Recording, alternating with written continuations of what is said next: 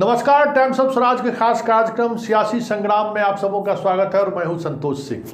आज हम सियासी संग्राम में बात कर रहे हैं विपक्षी एकता को लेकर जो बेंगलुरु में बैठक चल रही है।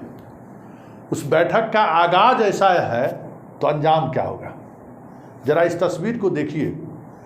शरद पवार जब पहुंचते हैं बैठक स्थल पर, आज वो मुंबई से बेंगलुरु पहुंचे चार्टर प्लेन से, तो उनके स्वागत के लिए बैठक स्थल से बाहर क्या नज़ारा है। कर्नाटक के उप मुख्यमंत्री, बिहार के मुख्यमंत्री संजय झा, ललन सिंह, अंदाज देखिए। और इस बूढ़े शेर के जज्बात को किस तरीके से ये लोग सलाम कर रहे हैं ये भी देखिए। इस तस्वीर के सहारे यही मैसेज देने की कोशिश हो रही है कि एक ऐसा शेर, भले ही वो बूढ़ा हो गया है लेकिन अभी भी बहुत ताकत है, और उसी ताकत को ये लोग सेलिब्रेट करने के लिए कह सकते हैं कि उनके स्वागत में खड़े हैं। कुछ और तस्वीरों को देखिए। ममता बनर्जी तौलिया लेके घूम रही है। सब लोग देख लीजिए किस तरीके से, स्टालिन को देख लीजिए, सोनिया गांधी को देख लीजिए, सारे लोग चेयर्स मूड में हैं। और मीटिंग के अंदर जाने से पहले की ये तस्वीर है, और जब वो मीटिंग स्थल पर गए हैं तो उसकी तस्वीर भी देख लीजिए कि किस तरीके की समा बांधने की कोशिश हुई है। इस बीच बीजेपी की घबराहट सिर्फ जेपी नड्डा के कल के प्रेस कॉन्फ्रेंस से ही नहीं दिखा है। ये 26 को 38 करने में जिस तरीके से बॉडी लैंग्वेज दिखाने की कोशिश हुई थी बीजेपी की, सिर्फ उतना ही नहीं है। आज प्रधानमंत्री पीएम मोदी ने भी विपक्षी एकता की बैठक को लेकर बयान दे ही डाला, और बयान में कुछ नया उन्होंने नहीं कहा। वही बात कही जो बात मध्य प्रदेश के उस वीडियो कॉन्फ्रेंसिंग के माध्यम से अपने लाखों कार्यकर्ताओं को कहा था कि परिवारवाद और भ्रष्टाचारियों का सम्मेलन हो रहा है। आज भी कुछ इसी अंदाज में उन्होंने कहा है। तो जरा सुनिए। प्रधानमंत्री मोदी, जबकि एक ये सरकारी कार्यक्रम था, उस कार्यक्रम में पोर्ट ब्लेयर में एक उद्घाटन समारोह में वो ऑनलाइन संबोधित कर रहे थे, लेकिन वहाँ भी उन्हें बेचैनी हो रही थी। वो कोशिश खोज रहे थे कि उसी के सहारे कुछ हम विपक्षी एकता के लेकर भी कुछ बोले। कुछ ऐसा ही लगा, क्योंकि वो मौका नहीं था, कोई पॉलिटिकल सभा नहीं थी, वो सरकार का कार्यक्रम था। और उस सरकार के उस कार्यक्रम में मोदी किस अंदाज में, कितने बेचैन हैं, उनके चेहरे के भाव देखिए, बॉडी लैंग्वेज देखिए। अमूमन मोदी इस तरीके के बॉडी लैंग्वेज के साथ दिखाई नहीं देते हैं, वो हमेशा चिल रहते हैं। लेकिन जिस तरीके से आज उन्होंने दिखाया है उनका बॉडी लैंग्वेज, जरा पहले आप सुनिए क्या कह रहे हैं मोदी।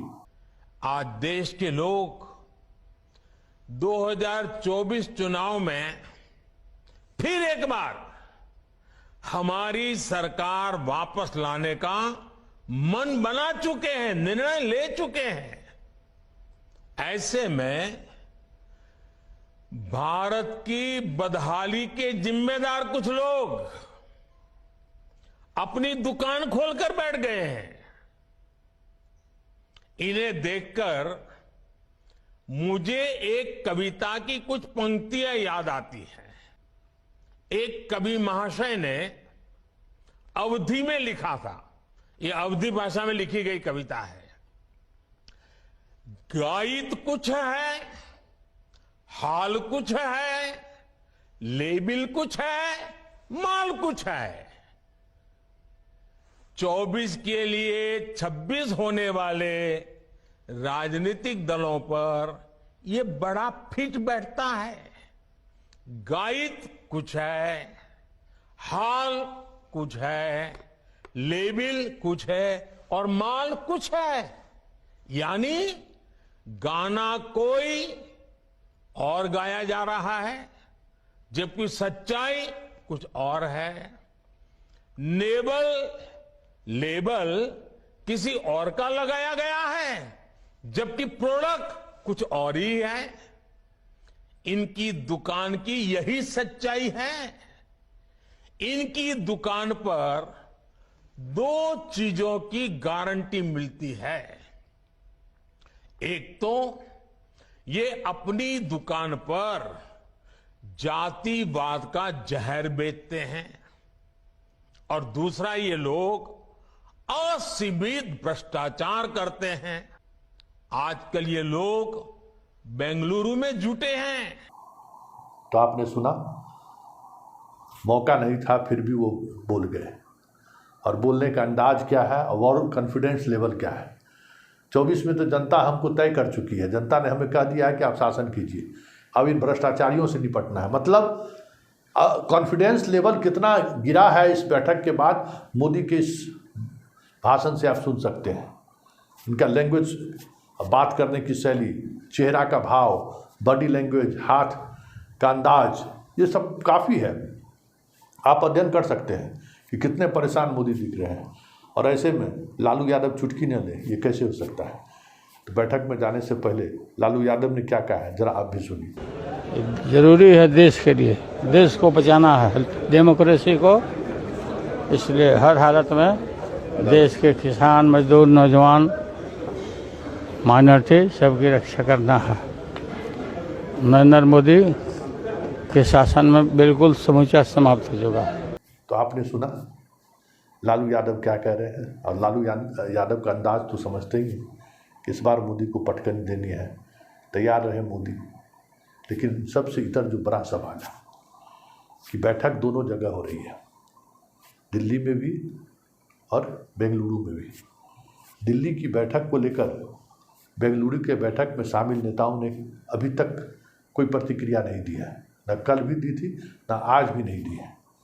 लेकिन आज जिस तरीके से प्रधानमंत्री बेचैन है, सबके सामने है।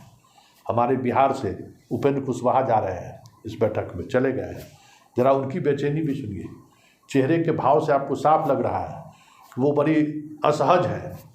उस असहजता में भी मतलब उनके चेहरे के बॉडी लैंग्वेज देखिए कि जा रहे हैं, मीटिंग में जा रहे हैं, कुछ तो तय हुआ नहीं है।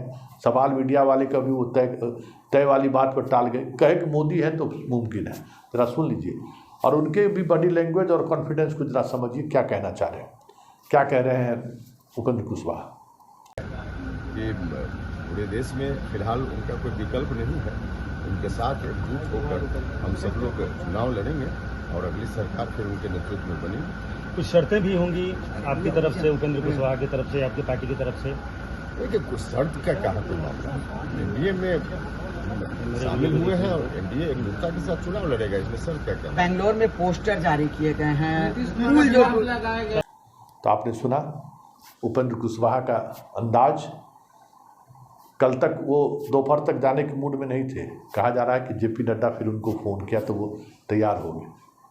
और ये जाने, जिस तरीके से चिराग जाना नहीं चाहते थे, इसी तरीके से उपेंद्र कुशवाहा भी जाना नहीं चाहते थे। वजह कोई सीट को लेकर या कैसे एनडीए में हम शामिल हुए तो हमें क्या मिलने वाला है, कोई बातचीत ही नहीं है। अगर कोई बातचीत करने को तैयार है इस मसले पर, अरे बैठक में तो आइए। तो जहाँ बैठक में आइए वाली बात है, जहाँ 38 दल आ रहे हैं बैठक में, फिर भी बेचैनी है। और बात अगर भ्रष्टाचारी की करें, बात अगर परिवारवाद की करें, तो उस बैठक में कितने ऐसे लोग हैं जो इस परिवारवाद और भ्रष्टाचार के प्रतीक के रूप में उनकी पहचान नहीं है क्या? जिस अजीत पवार के बारे में प्रधानमंत्री मोदी खुद बोले थे, वो अजीत पवार आज उनके सामने बैठेंगे। प्रफुल्ल पटेल, जिस पर भ्रष्टाचार के गंभीर मसले हैं, खुद आज उनके सामने बगल में बैठेंगे। चिराग पासवान, जीतन राम मांझी, संतोष मांझी, पारस, ये सब परिवारवाद के प्रतीक नहीं है क्या है ये लोग?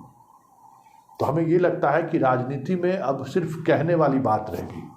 उन्हें लगता है कि मुझसे कोई सवाल करेगा ही नहीं, क्योंकि हम तो मीडिया के बीच जाते ही नहीं। जो आज वो बोले हैं, या फिर इससे पहले मध्य प्रदेश वाले उस कार्यक्रम में उन्होंने जो बोला है, अगर मीडिया उनसे ये सवाल करे कि भाई परिवारवाद का मतलब क्या है, हमारे पूरे बीजेपी में परिवारवाद भरा हुआ है।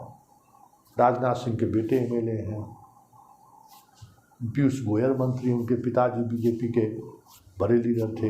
अनुराग ठाकुर क्या है? एक नाम हो तब तो, दर्जनों ऐसे नाम हैं। अमित शाह क्या है? अमित शाह का बेटा क्या है? अमित शाह की क्या राजनीतिक हैसियत थी जो सीधे आके राष्ट्रीय अध्यक्ष वो बन गए? मोदी जी के करीबी हैं, उनका तो कोई राष्ट्रीय फलक पर तो कोई योगदान नहीं रहा। मध्य प्रदेश में गृह मंत्री रहे, उसके बाद फिर मुकदमा हुआ तो भागे भागे फिर ही रहे थे। सीधे राष्ट्रीय अध्यक्ष, क्या वो परिवारवाद नहीं है? ये भी तो एक गुजरातवाद है। बिहार में एक से एक नेता है, रविशंकर प्रसाद से लेके एक से एक नेता है। संजीव चौरसिया भी हैं, नितिन नवीन भी हैं, सम्राट चौधरी इनका प्रदेश अध्यक्ष है, पूर्व प्रदेश अध्यक्ष संजय जायसवाल है। एक नाम हो तब तो पूरा परिवारवाद का लिस्ट भरा हुआ है। और भ्रष्टाचारी की अगर बात कीजिए तो एक से एक भ्रष्टाचारी इनके साथ है, जो आज इनके टेबल के सामने बैठे हुए हैं। कौन बेदाग है? लेकिन बेदाग हो या ना हो, मोदी को मौका मिला तो मोदी ने तो कह दिया कि सामने सारे भ्रष्टाचारी बैठे हुए हैं, तो मतलब मोदी बेचैन है। भले वो भ्रष्टाचारी और परिवारवाद के सहारे विपक्षी एकता का उपहास उड़ा ले रहे हैं, लेकिन सच्चाई यही है कि इस एकता ने मोदी की नींद हराम जरूर कर दी है। और नींद इस कदर हराम कर दी कि ऐसे पार्टियों के साथ आज वो बैठ रहे हैं जिनके साथ वो चाय पीने को तैयार नहीं थे पहले कभी। बैठक तो दूर की बात है, इस 36 में 30 ऐसे पार्टियां हैं जिनका एक भी सांसद नहीं है, 17 ऐसे हैं जिनका एक विधायक भी नहीं है। अब उपेंद्र कुशवाहा गए हैं तो कोई सांसद या विधायक उनके पास है क्या? कुछ भी नहीं है। जीतन राम मांझी गए हैं, उनका कोई सांसद है क्या? चिराग गए हैं तो अकेले हैं ना, कोई विधायक नहीं है। तो इस तरीके से शरद पवार के बेटे गए हैं, शिंदे गए हैं, किस तरीके से विधायक और सांसद लेकर गए हैं वो सब सामने है। तो बेचैनी स्वाभाविक है, और ये बेचैनी दिखा रहा है कि आने वाले समय में बीजेपी के लिए मुश्किलें और बढ़ने वाली हैं। क्योंकि ईडी और सीबीआई के मामले में या फंड मैनेजमेंट के मामले में भले अमित शाह और मोदी नंबर 1 पर हों देश में, लेकिन राजनीति के मामले में ये दोनों फिसड्डी हैं। ये कई मौके पर दिखा जा चुका है। ऐसे में ये तय मानिए कि इस बार अगर राजनीति चली तो फिर बीजेपी के लिए 2024 आसान नहीं होगा, क्योंकि सामने में जिस तरीके के धुरंधर, एक से एक धुरंधर खड़े हैं, उनकी राजनीति की न समझ शाह और मोदी में है, न उनका काट उनके पास है। बस सीबीआई और ईडी और जो बेहतर मैनेजमेंट का तरीका होता है, चुनाव लड़ने का जो तरीका होता है, बूथ मैनेजमेंट का जो तरीका होता है, पैसे मैनेजमेंट का जो तरीका होता है, हाँ इसके ये माहिर जरूर है। लेकिन इस बार चीज़ें बदलती हुई दिख रही हैं। इस बार सियासत होगी, और अगर सियासत चली जिस तरीके से विपक्षी एकता के सहारे सियासत ही चली जा रही है ना, और उसमें मोदी और शाह किस तरीके से उलझ रहे हैं, इसकी बानगी आज दिल्ली में उस होटल में देखने को मिलेगा कि तमाम छोटे दल जिनको वो कहते थे कि यह देश के लिए खतरा है, आज उनको बगल में बिठाकर उनके साथ डिनर करने वाले हैं।